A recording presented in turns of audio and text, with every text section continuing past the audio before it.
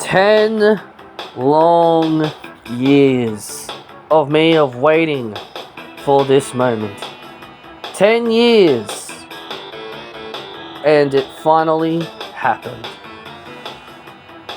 I'm going to let you all know in advance, I'm not feeling really well right now. I've got a bit of a cold and a bit of a sneeze. Well, a sneeze is a cold, but I've also got a bit of a bad cough, so I'm probably going to pause sometimes during this video, especially if I feel like I'm about to sneeze or cough. But hopefully that doesn't happen. So welcome everyone to this Smackdown review. Probably one of the better Smackdowns we've had in quite some time. And no, I am not saying that because of who returned. I just think it was actually somewhat of an enjoyable show. It started off with John Cena saying goodbye as he announces that this was his final appearance on Smackdown. So I'm guessing he's going to start appearing on Raw now. So I'm guessing he's going to start appearing on Raw and probably fight maybe like Dominic Mysterio or even Seth Rollins for his title. Who knows what he will do over there. But as he leaves, Sami Zayn comes out and he gets booed out of the building. Now, there's obviously reasons to why, because obviously the fans really don't like anyone interrupting John Cena. I mean, like, Cody Rhodes got booed twice against John Cena, so if someone as likable as Sami Zayn's getting booed, then it clearly shows you that the fans just do not like anyone interrupting John Cena. So Sami Zayn comes out and thanks him for everything he has done, and he goes on to talk about the John Cena Open Challenge, saying that he wants to, with his permission, with John Cena's permission, he can start using it in Cena's name. The Sami Zayn Open Challenge. Cena agrees, and he prepares to leave. But then Sami Zayn says that he wants to repay John Cena for 10 years ago. And so he decides to give John Cena the first shot at the United States Championship, and Cena accepts. The matchup was pretty good. It was actually a really enjoyable match. And see, this is what I mean. Turning John Cena heel was an absolute mistake. John Cena has been having better matches as a babyface than as a heel. I mean, like, he even got a good match out of, that guy who I don't really want to name. That guy, that one wrestler that I no longer want to mention because screw him. If he can get a good match out of him, that just tells you how good John Cena truly is as a babyface, and him as a heel was just a terrible, terrible move from the very beginning.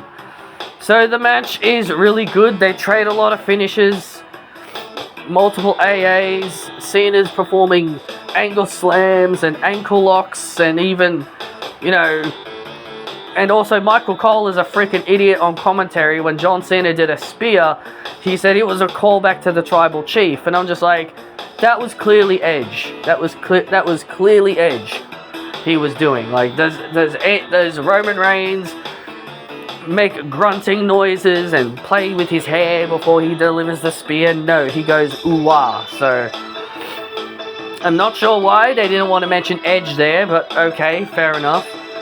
So, as the match progresses, I'm sitting there like, there's no way this match is going to end clean.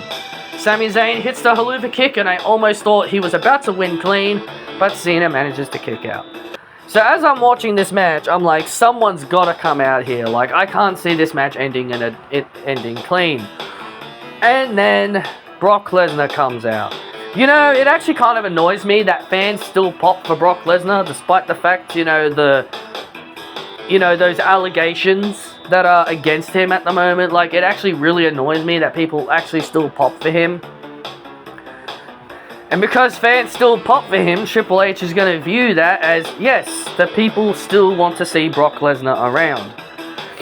So Brock then delivers an F5 to Sami Zayn and does two of them to John Cena, ruling the match no contest, and challenges John Cena to that WrestlePalooza PLE that'll be making its debut on Netflix.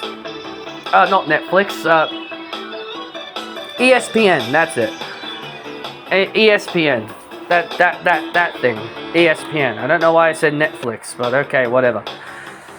Aleister Black and Damian Priest. You know, this match was a little boring. I wasn't really into it as much. But Aleister Black got the win with a black mass on Damian Priest after Aleister grabbed the referee as Damian was lifting him up for the South of Heaven. Aleister would grab onto the referee and all that, and so that was a bit weird, but it allowed Aleister to get the advantage, hit the black mass, and score the 1-2-3.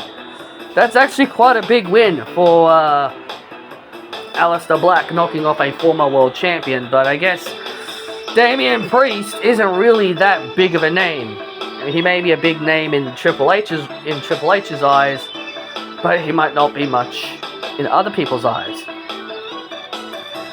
Randy Orton and Drew McIntyre prepare for war as they're going to have a match next week. Fully expecting like a DQ here, or probably Randy Orton will lose, and this will probably set up Cody Rhodes' eventual return. Julia defends the Women's United States title against Michin. I'm actually really glad to see Julia finally on freaking TV and actually defending her damn title.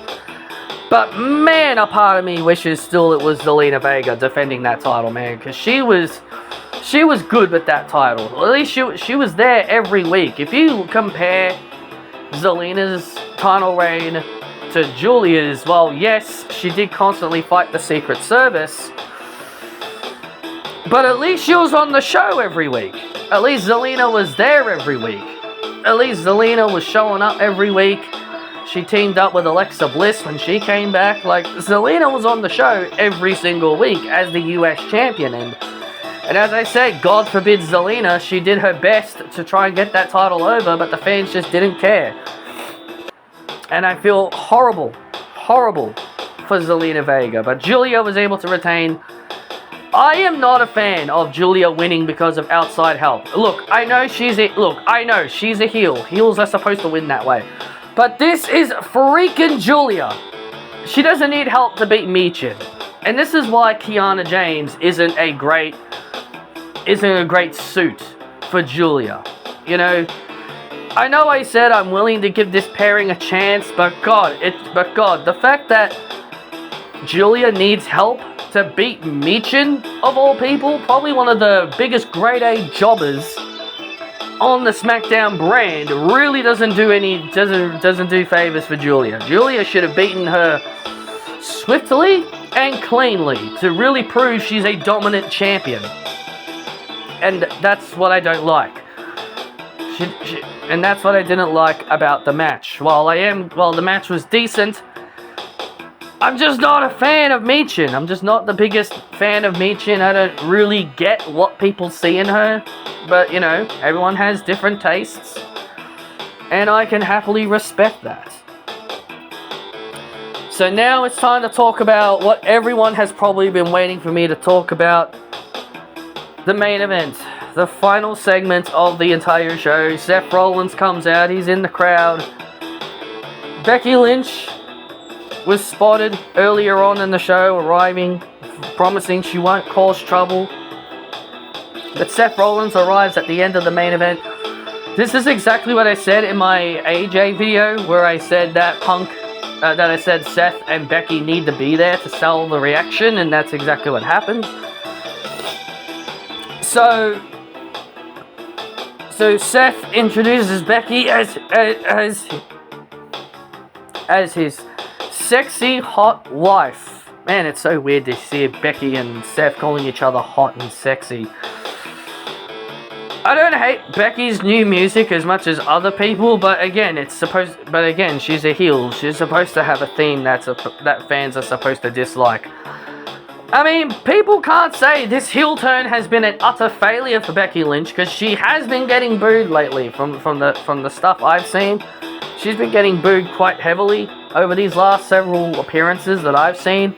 So I think this heel turn's becoming a bit of a success, because I can't believe I'm saying this, but I'm going to give Triple H some credit here for actually managing to get someone like Becky Lynch to be hated. And he also did the same thing for Charlotte, was able to get her liked. So I guess we can kind of give Triple H some credit for that at least. He was able to make Charlotte more likable and make Becky more hateable. So Becky does the usual heel shtick of bullying the football teams of Chicago. You know, I'm personally not personally, that's a trope that I'm very, very bored of. Like, always them making fun of sports teams. Like, I know it garners heel heat, but, you know, it's something that's kind of boring. Like, MJF does that a lot in AEW as well. But, man, it's a trope that gets old really quick. I think it's a trope that gets old really quick. But I guess it garners them heel heat, so I guess it works. So, eventually Punk comes out. He then starts listing off people that he could send to fight Becky Lynch. He says he could send his sister to go fight Becky Lynch. And then Becky Lynch turns to the crowd and she's like, "Which one's your sister?" And then Seth points at the one that's his sister. And then she goes, "I'll kick your sister's ass." And then Punk then says, "I could ask the services of Bayley." And then Becky laughs and says, "I've beaten Becky before." And then she's like, "I could always make a call to the Eradicator, Rhea Ripley. Someone who Becky has not beaten." And so, instead of bragging about beating her like she did with Bayley, she proceeded to do the thing she did on Raw, slapping Punk over and over and over again, rubbing her head on his chest. And then Punk leaves the ring and Becky proceeds to call him a coward for turning his back on the Chicago fans. And then Punk turns around and then he says, unlike you, I'm not going to hit a woman. It's like, I'm a man of my word and I'm not going to hit a woman. And I'm thinking to myself, really, Punk? You're supposed to be a rebel character. Rebel characters like you shouldn't be afraid to hit women, but okay. And then he goes ahead and says, but thankfully, I know someone who will. Dead silence for a few seconds, and then Let's Light It Up plays in the arena. The crowd erupt. I can't lie to you guys. I was in tears. I couldn't maintain my excitement. I was in tears, I was crying, I was emotional. I was very happy to see someone who I've missed for 10 years. AJ Lee finally comes back. And I know I made quite a fair amount of videos about her over these last several days. And I know I said I wasn't going to believe it until I see it. But here's the thing. When Smackdown came, I was nervous. And it wasn't because I was falling for it. I wasn't nervous because I was falling for it. Because I know I said I wouldn't fall for it. But I wasn't nervous because I was quote-unquote falling for it. I was nervous because what if they don't deliver? It's more the nervousness of, would they actually do it? Would they actually pull it off? The nerves of disappointment is what I was nervous of. It was the nerves of disappointment. Because I was heading into this show expecting to be utterly disappointed, crushed, heartbroken that it was not going to happen. But as I said in those previous videos, I couldn't help but to be excited about the possibility of her coming back, even if she did. And it finally happened. AJ Lee is back, and funny enough, she looks exactly the same as she was 10 years ago. She has not aged at all. She has not aged at all. She looks exactly the same that she was 10 years ago. But I can't lie, I am a little nervous in a way. Because AJ has talked about that she has like a permanent corrective spinal injury. I think I remember reading that somewhere. She's got some kind of injury that's a bit of a permanent injury on her part, and she had to basically wrestle as much as she can with that injury. I don't know if she's recovered from that injury or not. I don't know if she's gotten over that injury. But I guess if it's a permanent injury, then I guess permanent means it would never be fixed. So again, I don't know if she's fully recovered from the injury that she said she had to retire from. And if she hasn't, and she still has that permanent injury, then I can't help but to be a little nervous when she steps in the ring, because there's a good possibility. And look, I know the WWE wrestlers are safe, and I know some people will be saying, well, you shouldn't worry, a lot of the WWE performers are safe. Well, not a lot of them are. But yeah, I am just more concerned now, like, if AJ still has that injury that's been permanent, that she said was a permanent injury, then wouldn't they limit her in the ring? Wouldn't they limit her ring style in the ring? And they say that Becky Lynch is a good choice to trust, is a good person to trust with taking care of AJ. While I agree in a way, but at the same time, now I'm very sure they wouldn't do this, but what if they did a spot when Seth Rollins curb stomped AJ during that mixed tag team match that is now being planned for WrestlePalooza? And I know you're probably thinking, well, WWE would be stupid to do that. I mean, you never know. But yeah, because she has that permanent injury that I remember reading about, it makes me concerned that if she is going to be back full-time or even part-time, which I can actually confirm that apparently she has signed a multi-year contract with WWE, so I guess that means she's going to be sticking around. Again, I don't know if that report was true or not, but I did read somewhere she signed a multi-year deal, so she's probably going to be sticking around. But again, I don't know if she'll be a full-time performer or a part-time performer. So the crowd erupts as AJ skips around the ring and proceeds to beat the ever-living tar out of Becky Lynch. And look, I love Becky Lynch, but I'm sorry, I am Team AJ all the way here. And I love Becky. But I'm Team AJ all the way here. I was a little disappointed that we didn't get to see any of AJ's finishing moves, like the Shining Wizard or the Black Widow, but all she did was like a Luther's press and a tackle and a big punch right to the face, or a slap right to the face. Which again makes me think, is she holding back because of her injury that she said that she suffered a permanent injury from? But regardless, AJ comes back. And I just can't tell you guys how happy I am this is actually happening. I told myself this can't be real. This can't be real. I must be dreaming. This is not real. But it is real. I am not dreaming. AJ Lee is back.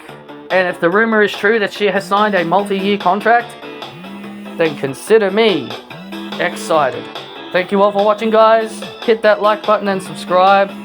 And I will see you all next time.